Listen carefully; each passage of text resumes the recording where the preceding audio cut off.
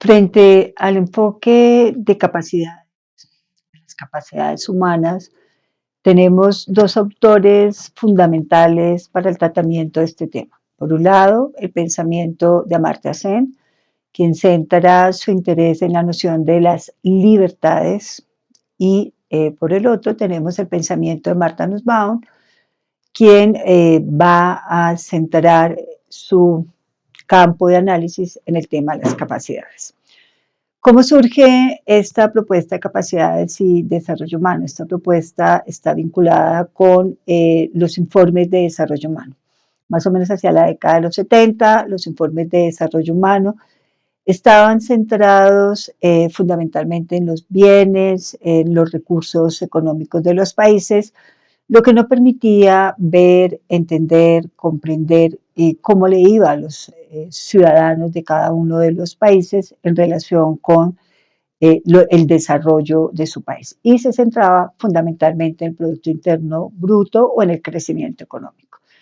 A partir de la década de los 80, Amartya Sen empieza a hacer la pregunta acerca de por qué razón el crecimiento económico iba a ser el único indicador para dar cuenta de la calidad de vida de los sujetos. Y propone justamente hacer un giro en la manera como se venía trabajando el desarrollo de los países. Y para ello va a situar la noción de calidad de vida. Este giro, que es un giro muy importante porque es un giro que va a mostrar que el interés del desarrollo está centrado en los seres humanos, en los sujetos, en cómo le va a las mujeres, en cómo le va a los niños, a los adolescentes, a la sociedad en general en relación con las condiciones que le ofrece el gobierno o el país o el estado al que pertenece. Y este giro tan importante de calidad de vida va a tomar como fundamento principal la justicia social. Amartya Sen se va a hacer la pregunta entonces acerca del bien raya estar de los sujetos en una sociedad, y para ello, en lugar de estudiar la justicia social, como tradicionalmente se ha hecho, empieza a preguntarse cuáles son esas situaciones de injusticia de los sujetos que se necesitan ser resueltas, que se necesitan crear unos criterios de desarrollo que hagan posible que las condiciones de distribución de las sociedades hagan posible la equidad, la igualdad, la justicia social. Esta propuesta de Amartya Sen va a ser precisamente adoptada en el PNUD y en todos sus informes, y por lo tanto cuando nosotros miramos los informes de desarrollo humano tienen una gran pregunta, y es la pregunta fundamental, es el corazón de la justicia social, y los sujetos, el rostro del sujeto van a adquirir una importancia en esta teoría. Pero ahora centrémonos entonces en la propuesta de Nussbaum. ¿Qué propone Martha Nussbaum? Martha Nussbaum va a decir, nos interesa el bienestar, bien, no olvidemos, raya estar, vinculado con la calidad de vida y con las capacidades humanas. ¿Qué son las capacidades humanas? ¿Cómo entenderlas? Las capacidades humanas son aquellas acciones o lo que es capaz de ser y hacer un sujeto, y para que el sujeto pueda hacer y hacer requiere que las oportunidades que le ofrece la sociedad le permitan justamente alcanzar ese ser y ese hacer. En otras palabras, la autora va a decir, uno, la capacidad de ser y hacer no es un asunto innato, no es que yo venga con unas capacidades instaladas, una capacidad para ser músico, una capacidad para ser deportista o una capacidad para desarrollar mis facultades intelectuales. Yo necesito fomentar, yo necesito cultivar mis virtudes y mis facultades, y por lo tanto las capacidades siempre van a estar en condición de florecimiento permanente en los sujetos, porque el sujeto se preocupa por hacer posible que sus capacidades de todo orden estén desarrolladas. Sin embargo, ustedes se estarán preguntando si es suficiente con que yo tenga capacidades de ser y hacer. Y la respuesta es no es suficiente. No es suficiente con que yo cultive mis facultades o con que yo pueda acceder a procesos de formación de como sujeto autodidacta, sino que yo requiero de que mi sociedad tenga también unas oportunidades para mi desarrollo. Por eso esta autora va a hablar de dos tipos de capacidades. Las capacidades que los sujetos se comprometen a desarrollar, pero también las oportunidades que el Estado le ofrece. Y a esa segunda le va a llamar capacidades combinadas. Aquí hay un asunto muy interesante y es que el desarrollo de las capacidades de Amartya Sen también va a descansar en una noción de justicia, pero especialmente en una idea de justicia como equidad. Ella va a equiparar su propuesta de las capacidades con los derechos humanos y va a decir que el desarrollo de las capacidades implican una justicia como equidad porque los estados y los gobiernos están en condiciones de generar una serie de planes, programas, proyectos que hagan posible que el sujeto logre y alcance el desarrollo de sus capacidades. La pregunta que se podrán hacer ustedes es cómo derechos de primera generación o derechos de segunda o tercera generación se van a vincular con las capacidades y cuáles son esas capacidades. Bueno, algunas de las capacidades, ella desarrolla 10 o 11 capacidades, están relacionadas, por ejemplo, con eh, las emociones, otras están relacionadas con la imaginación y el pensamiento, y esta de imaginación y pensamiento se relaciona con el derecho a la educación, por ejemplo. Otras capacidades están relacionadas con la integridad física, que quiere decir que yo tengo la posibilidad de vivir en una sociedad donde no voy a sufrir ningún tipo de vulneración de mis derechos fundamentales, el derecho a la vida. Por lo tanto, esta capacidad de la integridad física se va a relacionar con las libertades de los sujetos de poder tener un libre movimiento. Otras capacidades se van a relacionar, por ejemplo, con la vida, con la posibilidad de vivir una vida sexual o una vida de orientación sexual libre de cualquier tipo de prejuicios o de vulneraciones.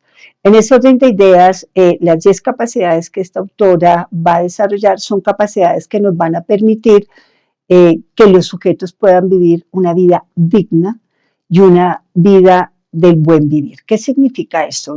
Una vida digna significa una vida en la cual exista el goce efectivo de sus derechos.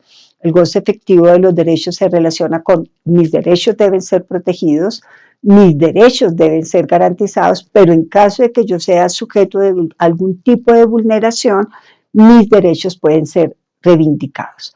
Este marco de los derechos es clave porque la autora, además de pensar en los derechos vinculados con las capacidades de ser y hacer que tienen los sujetos, ella va a proponer que esto debe tener un enfoque diferencial.